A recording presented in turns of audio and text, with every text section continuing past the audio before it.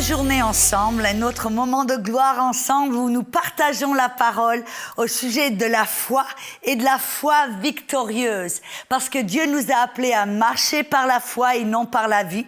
Il nous a appelés à vivre par la foi. Et il dit, la foi que je vous ai donnée, c'est une foi qui peut triompher du monde ou des problèmes ou de vos besoins.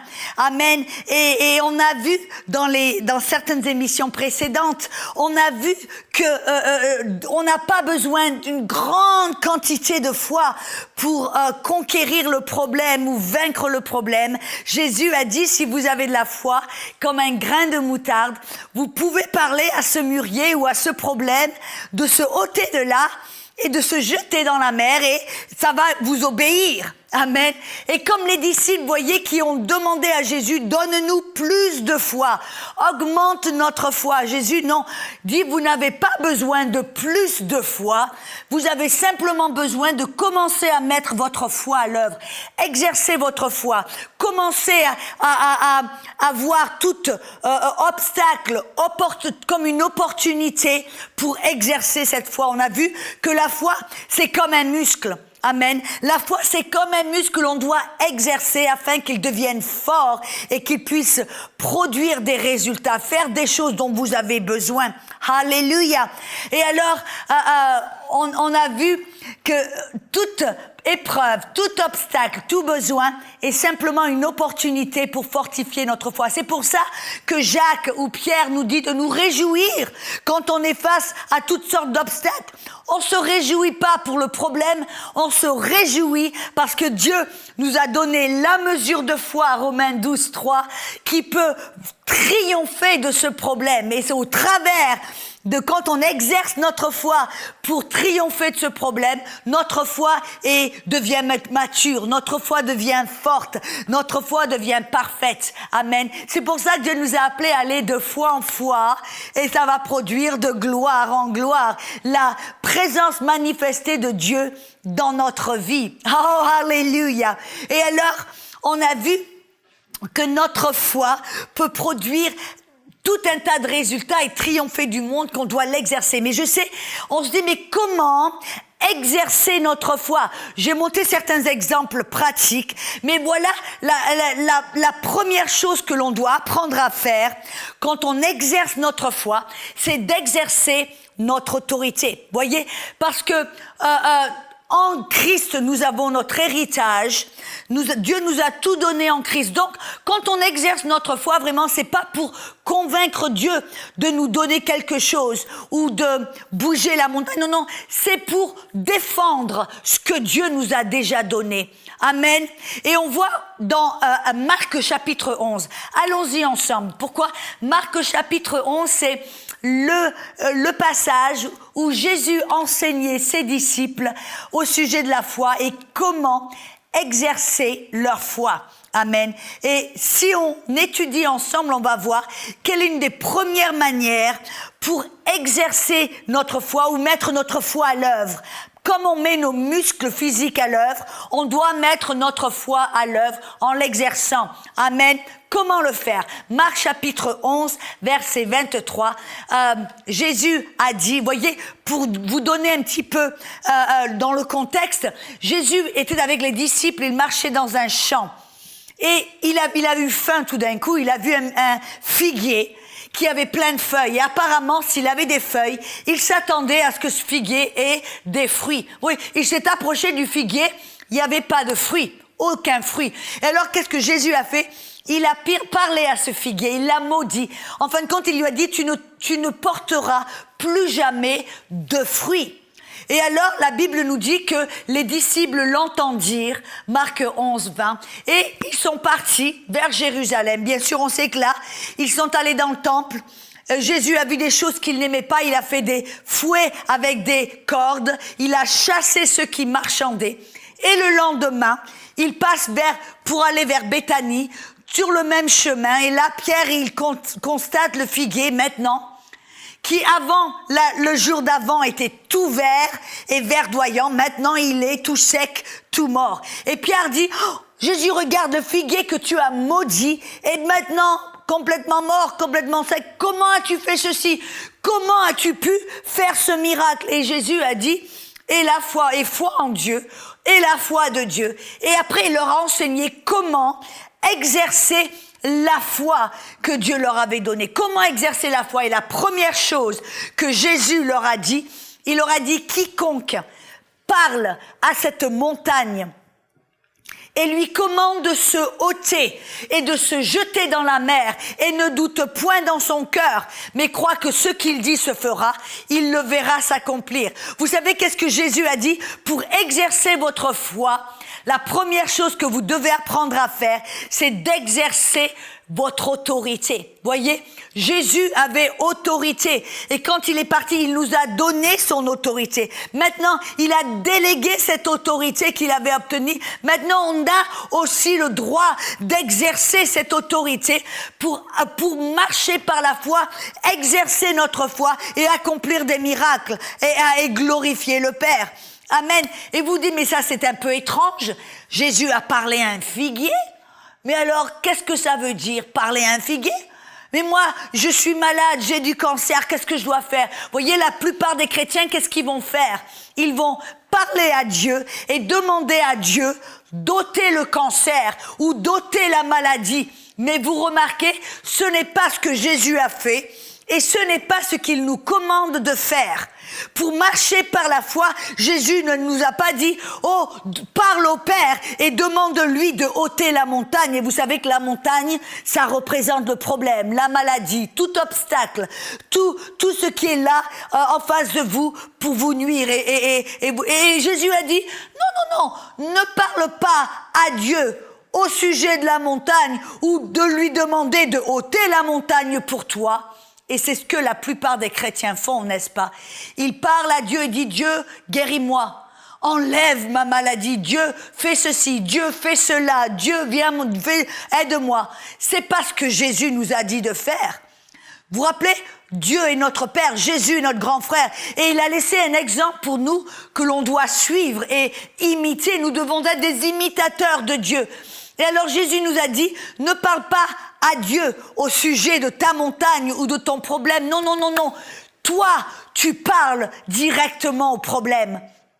Si c'est le cancer, ne parle pas à Dieu au sujet de ton cancer en lui demandant d'enlever le cancer. Non, toi, tu parles au cancer. Tu t'adresses au cancer parce que ce cancer qui est dans ton corps va essayer de te parler et te dire, je vais te tuer, tu vas mourir, tu vas ceci, tu vas cela.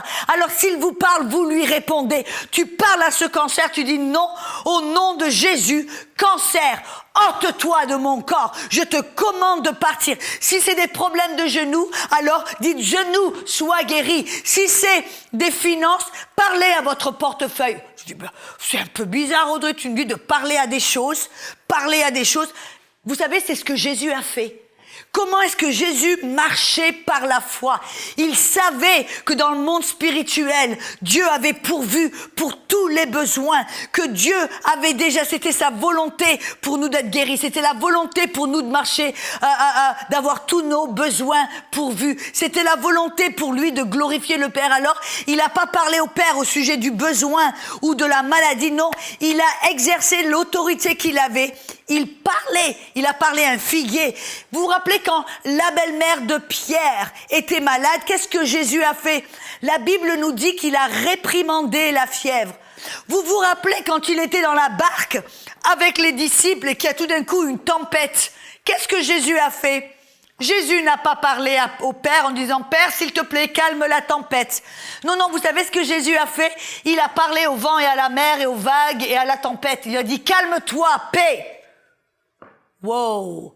Mais vous voyez, si c'est ce que Jésus a fait et qu'il a obtenu des résultats, si vous et moi, on veut avoir les mêmes résultats que Jésus avait, ça veut dire qu'on doit être disposé à faire la même chose qu'il faisait. Vous dites, mais Jésus était le Fils de Dieu. Oui, oui, Jésus était le Fils de Dieu. Mais vous et moi, nous sommes appelés à être des fils de Dieu. Vous regardez dans Galates chapitre 3 et Galates chapitre 4, Paul nous dit que nous avons reçu l'adoption. Nous sommes maintenant des fils de Dieu. Que nous soyons mâles ou femelles, nous sommes des fils de Dieu. Ça veut dire que nous avons maintenant le droit d'agir et d'imiter Jésus, qui est notre grand frère, de faire ce que lui faisait, parce qu'il a laissé cet exemple. Et Paul nous dit, soyez imitateurs de Dieu. On peut imiter Jésus, faire ce qu'il faisait afin d'obtenir les mêmes résultats qu'il obtenait. Oh, il marchait dans la foi, il marchait dans la victoire. Il n'y avait aucune impossibilité qui était trop grande pour lui, aucun obstacle qui était trop impossible. Non, non, non. Il était toujours dans la victoire, il était toujours vainqueur. Alléluia. Et nous pouvons l'être aussi.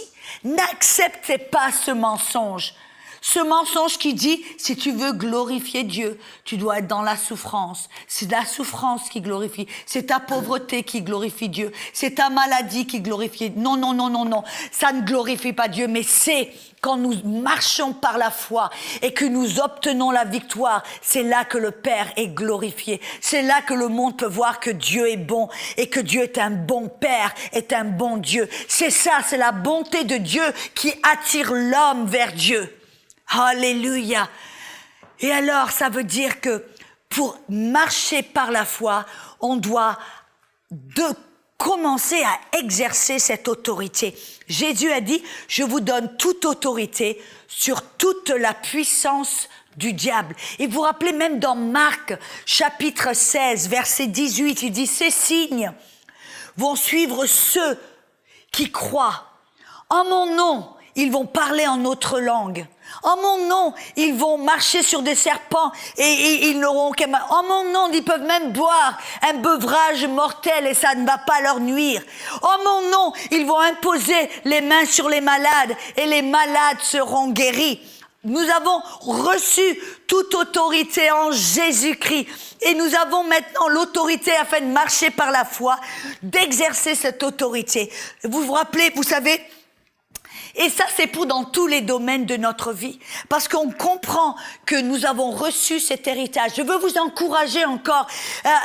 Nous avons couvert tellement de chemin dans les dernières sessions ensemble que si vous avez manqué une des sessions, une des émissions in studio sur la foi victorieuse, que vous pouvez aller et regarder certaines émissions précédentes. Amen. Afin de vous rafraîchir la mémoire.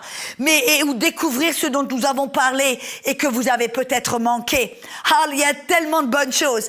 Mais c'est ça l'important. Pour marcher par la foi, on doit exercer notre autorité. Cette autorité que Jésus, le maître de l'Église, le chef de l'Église nous a lui-même délégué et donné. Amen. Et c'est comme ça qu'il a fait. Il a exercé autorité contre les démons, contre les tempêtes, contre la maladie, contre la douleur. Voyez, et c'est comme ça que l'on doit faire. Je me rappelle même, par exemple, j'ai parlé de la guérison, voyez, si vous avez de la douleur, vous parlez à la douleur, vous parlez à vos genoux, genoux sois guéris, cancer sort de mon corps, mal de tête va-t'en, œil, je te commande d'être en bonne santé, oreille, ouvre-toi.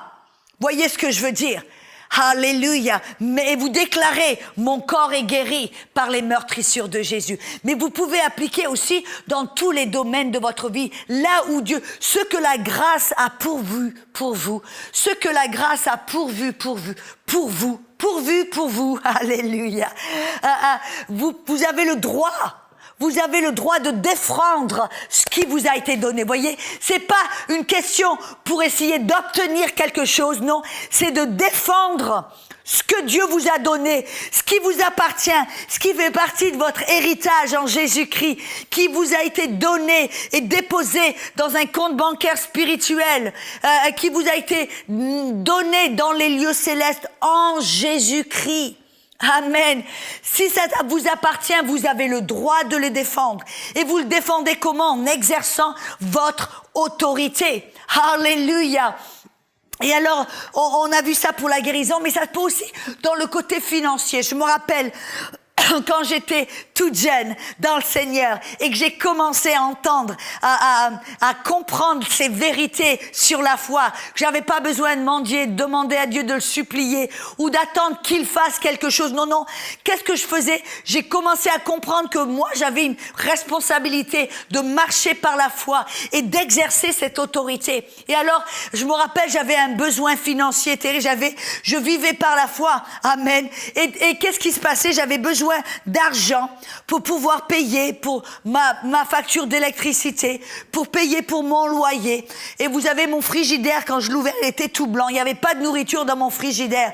Alors j'avais besoin d'argent aussi pour m'acheter de la nourriture, n'est-ce pas? Et je me rappelle, j'avais mes factures sur ma table. Et mes factures, vous savez que mes factures me parlaient. Parce que mes factures me disaient, tu dois être payé, je dois être payé aujourd'hui avant 3h30. Vous voyez, c'est quand la poste, la dernière moment où la poste acceptait des lettres. Et la poste fermée. Alors, mes factures me parlaient. Tu dois me payer avant 3h30. Tu dois me payer avant 3h30. Ça va jamais se passer. Pourquoi? Parce qu'il était midi. Il était midi et je n'avais aucun argent dans mes poches. Et il y a les factures qui me regardaient, qui me disent, alors tu vas voir, et toi, tu parles de la foi, tu peux même pas payer tes factures, alors. Et ces factures me parlaient. Et voyez, qu'est-ce que j'ai dû faire? J'ai dû leur répondre. J'ai répondu à mes factures, j'ai dit non, toi facture, tu vas être payé. Facture, je déclare que tu es payé. Facture d'électricité, tu es payé. Facture de téléphone, tu es payé. Je regardais mon frigidaire, tu vas être rempli au nom de Jésus. Je sais qu'il y a certains parmi vous, vous me regardez en disant, Audrey, elle a perdu la tête. Non, non, non. Je vous raconte quelque chose. Comment la foi opère. Comment fonctionner. Comment marcher par la foi. Comment exercer vos muscles en exerçant votre autorité. Amen. Alors, qu'est-ce que j'ai fait? Et après, j'ai mis ma main sur les factures. J'ai dit, facture, je déclare que tu es payé au nom de Jésus. Après, j'ai parlé à l'agent. Je dis, argent, je te parle, je te commande de venir du nord, du sud, de l'est et de l'ouest. Et je te remercie, Seigneur, que cet argent vient vers moi pour payer. Et alors, c'est ce que j'ai fait. Et j'ai déclaré, j'ai exercé mon autorité. J'ai commandé à mes factures d'être payées. J'ai commandé à cet argent de venir vers moi. Vous savez que cet après-midi, ça c'était maintenant presque 1h de l'après-midi. Et alors, j'ai dit, qu'est-ce que je fais? Est-ce que j'assois pour essayer de voir et me demander comment ça va se passer? J'ai plus que 2h30 jusqu'à ce que les factures soient payées.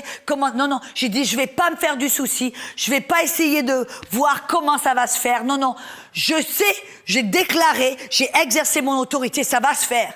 Alors, je savais qu'il y avait, en fin de compte, un petit groupe de prière qui était là, près de chez moi. Je dis, je vais aller dans ce groupe de prière et je vais prier. Tant qu'à faire, je vais être nécessaire. Je vais faire quelque chose de bien. Donc, je suis allée dans ce groupe de prière. C'était un grand groupe de prière. Il y avait peut-être 100 de personnes. Amen. Et alors, on était ensemble et on priait pour le monde, pour tout un tas de choses. Et tout d'un coup, au milieu du groupe de prière, il y a quelqu'un qui vient qui dit, je sais pas pourquoi, mais il y a Dieu qui me parle. Il dit qu'il y a quelqu'un ici. Il y a quelqu'un ici qui a besoin d'argent. C'est urgent, c'est immédiat, c'est aujourd'hui. Elle a besoin d'argent. Et elle a demandé à Dieu pour cet argent. Et alors, qu'est-ce qui se passe? À ce moment-là, je dis, ça c'est moi, merci Seigneur. Et tout d'un coup, j'étais un peu rassurée, encouragée, je dis, oh là là, Dieu, tu as entendu, tu as vu, super. Mais tout d'un coup, cette personne dit, si c'est vous, venez de l'avant. Alors je dis, est-ce que je dois venir? J'étais de l'avant et tout d'un coup, sans que personne ne dise quoi que ce soit ou ne fasse quoi que ce soit, c'était du miraculeux. Tout d'un coup, toutes les personnes dans le groupe de prière sont venues à courir vers moi et à me mettre de l'argent dans les poches, à jeter de l'argent aux pieds. Moi, je ne sais pas si ça vous est déjà arrivé, mais alors ça m'a surprise. Tout d'un coup, il y a des gens qui courent vers moi pour me jeter de l'argent aux pieds. Personne, mais c'était extraordinaire à voir. Je suis rentrée à la maison ce jour-là. Vous voyez, j'avais dit à personne. Personne ne savait que j'avais ce besoin urgent. Personne ne l'avait entendu ou vu. Seulement Dieu, seulement mes factures, seulement mon frigidaire. C'était suffisant. Amen. Parce que dans le monde spirituel, parce que j'ai exercé mon autorité, qu'est-ce qui s'est passé dans les coulisses, dans le monde spirituel tout d'un coup? Parce que j'ai exercer mon autorité, Dieu dans le monde spirituel a déclenché des choses et tout d'un coup sans que personne ne dise quoi que ce soit à personne, Dieu a bougé sur le cœur de ces personnes pour venir et me donner de l'argent. Je suis rentrée à la maison, j'ai compté l'argent, j'avais assez d'argent pour payer mes factures, pour m'acheter de la nourriture et j'en avais même assez pour pouvoir y envoyer une offrande à un missionnaire en Inde.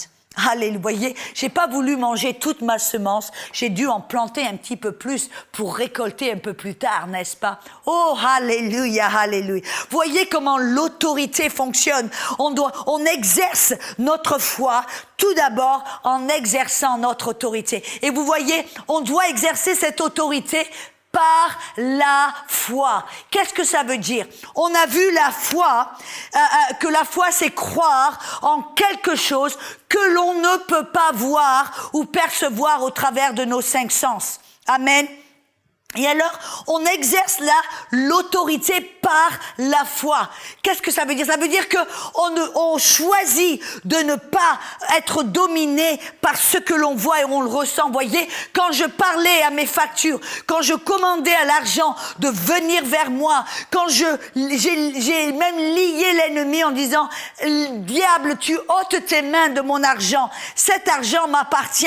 Voyez, j'ai parlé à mes factures, je dis, facture, toi, tu es payé. Tu es payé au nom de Jésus. Alléluia. Oh, ce que je voyais, ce que je ressentais me disait, impossible. Tu as que 2h30. Impossible. Ce que je voyais, ce que je ressentais me disait, c'est impossible. Mais non, j'ai choisi d'être dominé par ce que je savais. C'est-à-dire que Dieu pourvoit à tous mes besoins. Quand je commande au nom de Jésus, les choses doivent obéir. Quand je parle à la montagne doit se ôter et se jeter dans la mer. Vous savez comment j'ai appris peut-être même cette leçon? Je vous rappelle, j'étais en Inde. On apprend à marcher par la foi, à exercer notre autorité par la foi. Amen. J'étais en Inde et c'était en 1994. Je faisais une campagne évangélique. Il y avait des milliers de personnes qui étaient là présentes. Amen. Et ils ont amené vers moi une femme qui était démonisée. Elle avait, si vous savez, en Inde, ils ont des millions d'idoles et de dieux qu'ils louent et qu'ils adorent. Et cette femme avait loué le dieu du serpent. Et elle avait loué et adoré tellement qu'elle en était possédée, en fin de compte, possédée par cet esprit du serpent. Elle était devenue comme un serpent. Elle agissait comme un serpent. Son corps se tordait sur le sol comme un serpent. Sa tête tournait, sa langue sortait de sa bouche. Il y avait un hissement qui sortait de sa gorge qui ressemblait à un serpent. Bref, elle est devant moi, agissant comme un serpent. Je savais qu'elle avait des démons à l'intérieur d'elle. Et alors, à ce moment-là, qu'est-ce que j'ai fait? Je savais que j'avais autorité, voyez. Je savais que j'avais autorité. Donc, j'ai exercé mon autorité. J'ai parlé à ce démon. J'ai dit, démon, au nom de Jésus, tu sors de cette personne. Va-t'en. Et après, j'ai attendu et j'ai regardé. Et qu'est-ce qui s'est passé? Rien du tout. Cette femme, c'est devenue de pire en pire. Ce démon s'est manifesté de plus en plus. Alors, qu'est-ce que j'ai fait? J'ai de nouveau commandé au démon de sortir. J'ai dit, démon, va-t'en au nom de Jésus. C'est devenu de pire en pire. Oh, tout d'un coup, qu'est-ce que j'ai fait? J'ai dit, qu'est-ce que je dois faire? Peut-être que c'est passé. Je l'ai pris par les épaules, je l'ai secoué. Ma voix est devenue de plus en plus haute. Mes mouvements sont devenus de plus en plus frustrés. Bref, j'essaie et encore, je chasse, j'exerce autorité encore une fois de plus. Et il n'y a rien qui change. Jusqu'à ce que j'entende la voix du Saint-Esprit, une voix toute douce, toute calme qui me dit, Audrey, combien de fois vas-tu chasser le démon de cette personne? Oh, ça m'a surpris. Et je dis, mais Seigneur, j'ai une petite conversation avec le Saint-Esprit. Je dis, Seigneur, quand je la vois libre, quand je vois qu'elle est libre, il m'a dit, Audrey, tu marches par la vue et non pas par la foi. Tu crois qu'elle est libre parce que tu peux le voir? Non, tu dois croire qu'elle est libre parce que tu commandes en mon nom. Une parole en mon nom est suffisant. Oh là là, tout d'un coup, j'ai compris, j'ai vu que quand on exerce autorité, on doit exercer autorité par la foi. Ça veut dire que l'on doit croire que quand l'on commande à la montagne de se ôter, elle doit obéir, et que on choisit de ne pas croire en ce que l'on voit et ce on ressent. Amen. On n'est pas déstabilisé par ce que l'on voit ou ce que l'on entend ou ce qu'on ressent, mais on est simplement dominé par ce que l'on croit. Et alors, qu'est-ce qui s'est passé? Tout d'un coup, je savais la vérité. J'ai regardé cette dame, j'ai dit maintenant, ça va être la dernière fois, Satan. Au nom de Jésus, démon, je te commande de sortir de cette femme. Maintenant, au nom de Jésus. Et après, qu'est-ce que j'ai fait? Je l'ai laissé là. Et je suis passée à la personne suivante, prier pour elle. Puis à la personne suivante et à la personne suivante, car il y avait tellement de personnes qui avaient besoin de délivrance et de guérison. Mais vous savez que pendant tout le temps où je suis en train de prier pour les autres personnes, quelque chose en moi voulait tellement pouvoir regarder et voir ce qui se passait à côté. Oh, voyez, parce qu'on est tellement dominé par notre chair, tellement dominé par les 5 sens, qu'on veut comme Thomas croire que quand on commande à la montagne de sortir, qu'on doit voir quelque chose afin de le croire. Non, non. Jésus, rappelez-vous ce qu'il a dit à Thomas. Bénis sont ceux, ou guéris sont ceux, ou victorieux sont ceux qui croient, même s'ils ne voient rien du tout. Oh, alléluia. Bénis sont ceux qui croient et qui ne voient rien. Alors, vous savez qu'est-ce que j'ai fait? Je remercie Seigneur que j'ai refusé de céder à cette tentation. J'ai refusé d'essayer de passer j'étais dans la foi.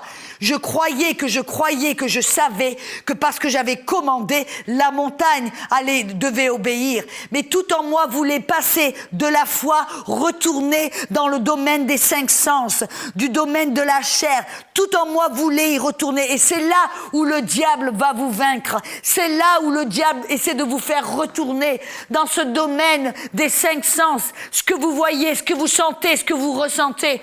Mais voyez, j'ai résisté à la tentation.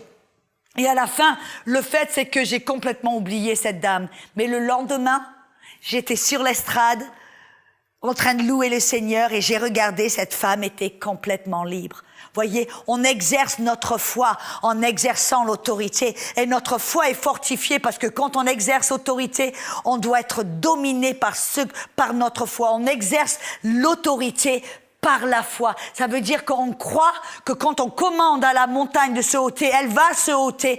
On ne doute pas dans notre cœur, mais on sait que quand on commande, ça va se faire. Et on n'est pas déstabilisé par ce que l'on voit et ce que l'on ressent. Mais on reste fort en se disant non, j'ai commandé, ça part. Même si ce que je vois me dit le contraire. Alors, alléluia, nous apprenons à être fortifiés dans la foi, à exercer notre foi par la foi. Notre autorité par la foi. Alors, revenez dans cette émission, on va continuer un petit peu plus loin à découvrir comment marcher par la foi et non par la vue. Une foi victorieuse, c'est ça qui plaît à Dieu. Amen. Alléluia.